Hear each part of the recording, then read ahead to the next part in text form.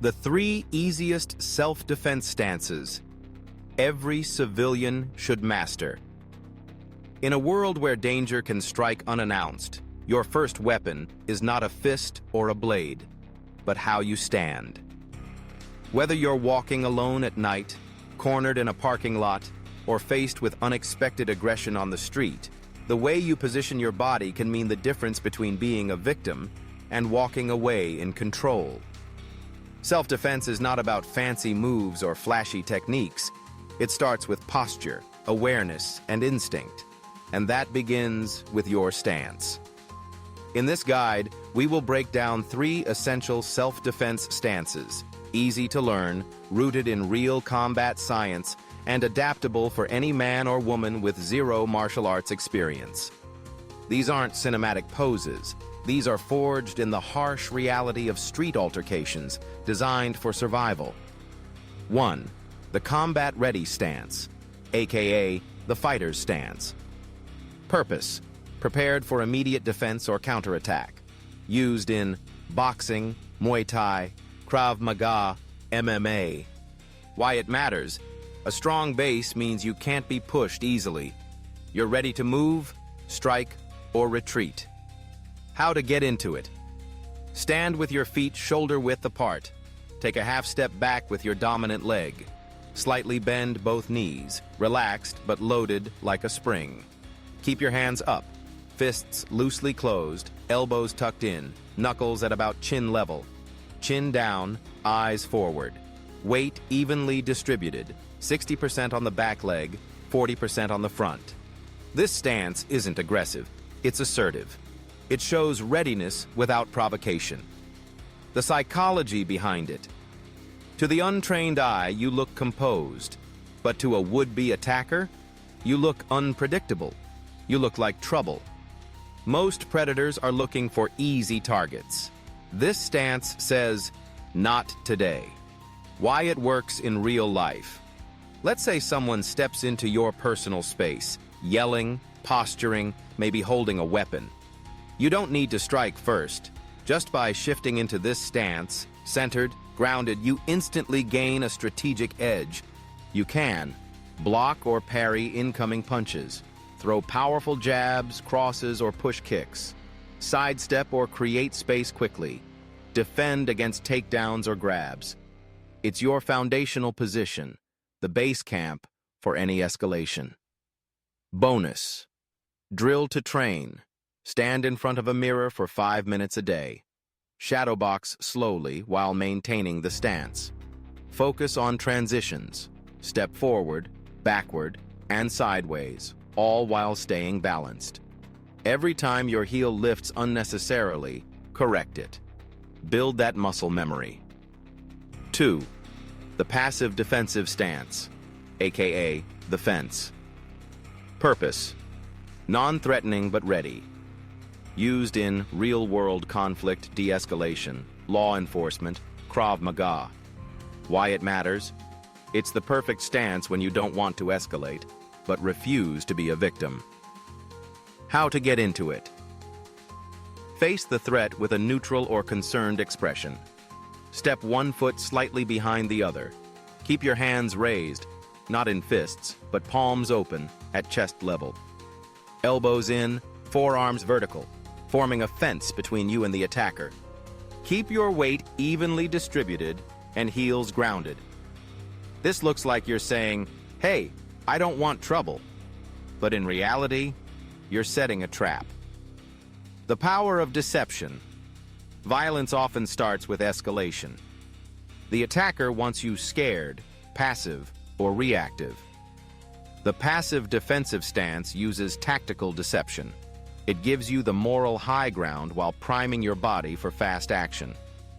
From this position, you can parry or redirect an incoming blow. Palm strike the chin or nose, elbow the throat or temple. Push the attacker off balance to flee. Control distance without raising suspicion. This stance is ideal for non-consensual encounters, like someone getting in your face at a bar, on public transport, or outside your home. Case study. A woman in Manchester used this exact position during a late-night confrontation.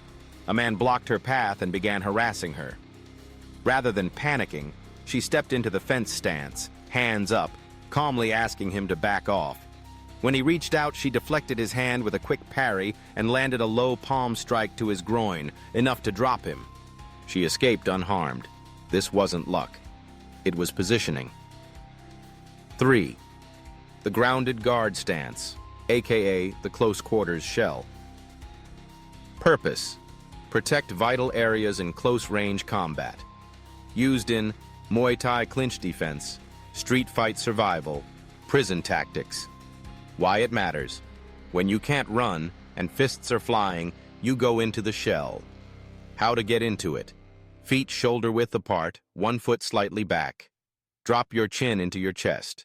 Raise both forearms up and in front of your face, like 2 steel bars. Elbows tightly tucked in, almost touching your ribs. Hunch slightly forward to minimize target zones. Think of it like becoming a human tank. The core principle: minimize damage, maximize retaliation. Sometimes you're already in the fight. There's no time to posture. Someone's raining punches, grabbing, headbutting. The grounded guard is your fortress. You absorb hits on your forearms and elbows, not your jaw or temple. While covered, you can clinch your attacker, deliver vicious knee strikes, land up elbows from tight range, bite, gouge, stomp if your life is at risk. Protect against sucker punches or bottle strikes. It's not pretty, it's raw, but it works. Train this, like a reflex. Drill with a partner or coach. Have them throw slow punches at your head and body while you maintain the shell. Don't swing, just absorb, move your torso, and stay tight. The goal isn't to be fast, it's to stay protected under pressure. Why these stances work: scientifically and psychologically. Body mechanics. Each stance keeps your center of gravity low, your joints safe, and your limbs primed for movement. Neurological readiness. Your brain responds faster when in a prepared stance. Reaction time shrinks. Confidence rises. Visual deterrent. Criminals often profile targets. If you look aware and grounded, you're less likely to be chosen. Control of space. These stances manage distance, the most critical factor in a fight. Distance gives you time. Time gives you survival. Mistakes to avoid. Even a good stance can fail if done wrong. Avoid these. Standing flat-footed. You can't move quickly. You're an easy target. Fists too tight.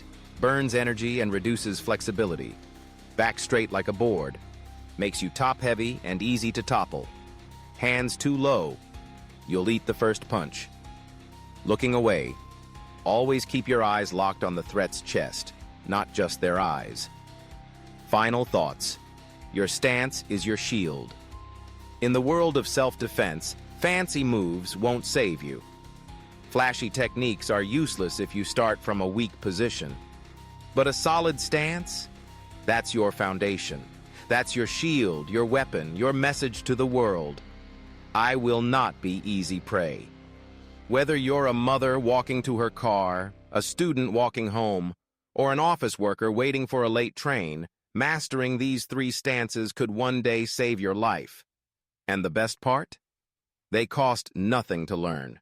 No gym required, no black belt needed, just commitment, repetition, awareness.